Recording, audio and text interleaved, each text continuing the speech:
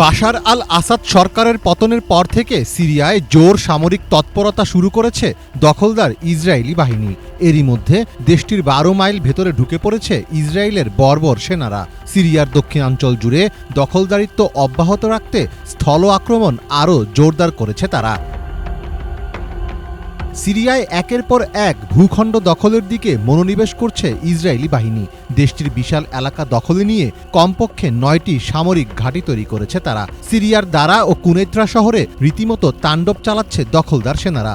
সেখানে বাড়িতে বাড়িতে অভিযান, আটক, নির্বিচারে গুলি, স্থানীয়দের ভয় দেখানো, চুরি ও হয়রানি এখন নিত্যদিনের ঘটনায় পরিণত হয়েছে।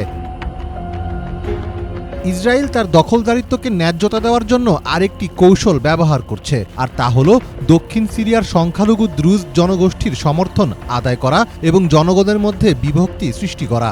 দ্রুজদের কাছে টেনে তাদের আনুগত্যের উপর নির্ভর করে স্থায়ীভাবে নিজেদের উপস্থিতিকে দীর্ঘস্থায়ী করার চেষ্টা করছে ইসরায়েল।